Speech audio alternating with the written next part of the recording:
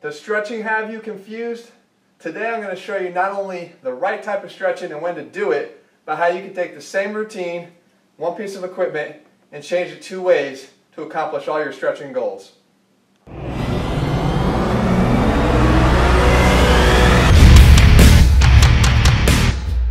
What's up guys, Jeff Cavalier, ATHLEAN-X.com.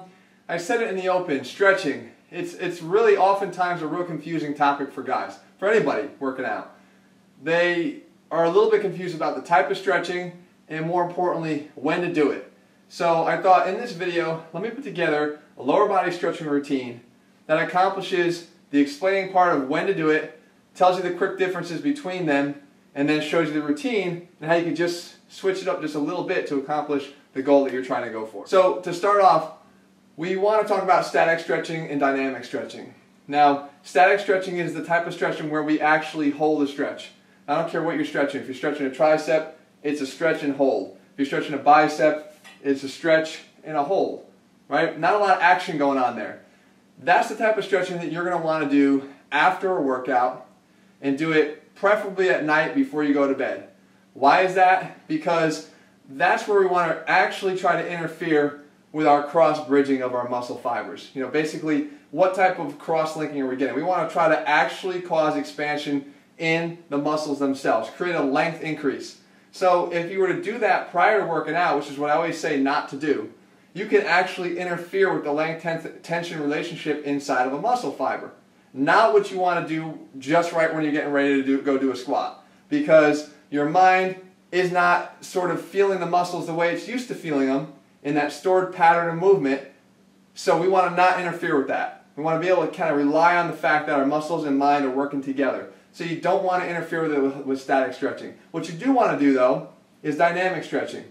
It could be the same movement pattern but done where you continue to move. You work on the eccentric lengthening of the muscle but also get it back to its normal length so that you're working on more of a warm-up, taking it through a range more than you are actually going to try to increase the length. So that's the main difference in when you want to do them. Dynamic before a workout, static after a workout, preferably before you go to bed, because overnight is when you're going to heal shorter and those muscle fibers are going to heal. So if you can get a little bit of extra length before you go to bed, perfect situation for the muscles that you work that day. So here's my routine. For the lower body, one piece of equipment, the ATHLEAN-X red band, the extreme band. And I lied, two pieces of equipment, a pull-up bar, something to hang it on. We get this band up top and then we pull down and put our foot in the band. Now, first move we've got here, glutes, okay, they get tight on guys mostly. A lot of times guys can't even pull their knee up to their chest. So what the band does is it gives us that added assistance to get up here. You can put a little extra stretch right here around the knee, hold on if you have to, or just hold up here. This is just passively taking me up, all right? Again, static holds, 30 seconds to 60 seconds. This is my nighttime routine. Next, hamstring. Let the leg go out as straight as I can. Again, this band wants to pull me up. Big key here is when I stretch, keep an arch in your low back, right? Take out the slack in the hamstrings with your pelvis, anteriorly tilted here, and then let it come up. You shouldn't even have to come down and lean. There should be enough of tension already just by keeping your pelvis in position to feel the hamstring right off the bat. Okay? You want to turn around to the adductors, inside the groin. All you got to do is just change position in your body. Rotate yourself out. Now, we've got a stretch in here. Okay? You can sink down into it a little bit more, again, by leaning in this direction. Okay? I also feel it on this leg too. Then, we come around to the front side. Here. Let it bend my quad up, my knee. So I'm stretching my quad. Sink down into it to get the hip flexor at the same time. So quad and hip flexor. Again, all these are holds. And then finally, come back around. Guys, extremely tight in their hips in rotation. Take it, turn your foot, point it that way. It literally pulls yourself all the way up into this position here. Again, position most guys can't comfortably get in. If you want to test how uncomfortable it is, get into a chair, sit down, cross your foot over your other knee, and see if you can get your knee, this knee flat. Most guys will find that their knee is pointing way up to the sky. thumb that up right now if you try that and you see, because most likely you are going to see that your hip won't really go flat. Perfect right here to do this. All right? So now, how do we turn this into a pre-workout, pre-lower body workout routine? Something that we can stretch out. Just make it dynamic. So push down, let it come up. Push down, let it come up. Down, let it come up. Okay, so we're going through this range of motion. Each time, if I'm loosening myself up, working on the mobility of the hip and the structures inside the hip joint and also the muscles back here, I should notice that my leg will go higher and higher.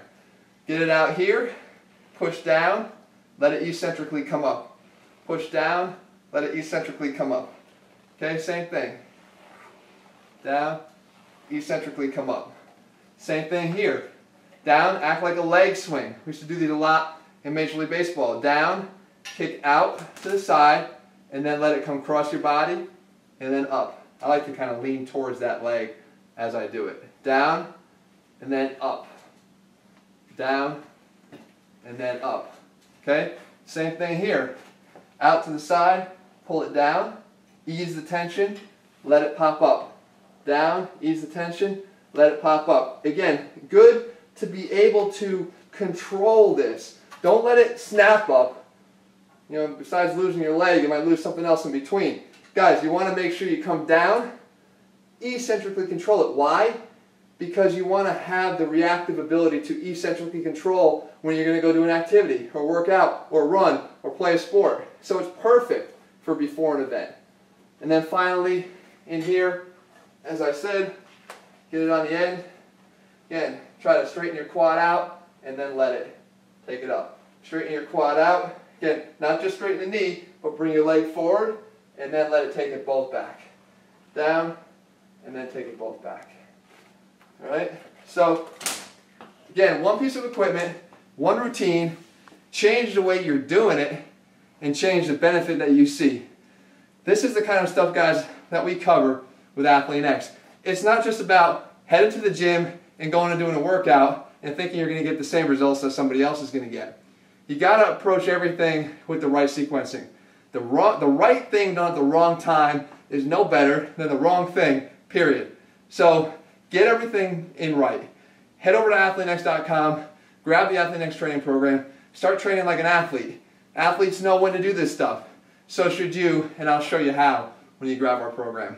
Be back here again in just a few days with another workout. If this routine helped you and you like it, try it out and add it to your program. If you don't have an Athlean Elastics band, you can grab them over at ATHLEAN-X.com or go straight to it at ATHLEAN-Elastics.com. I'll see you guys back here in a couple days.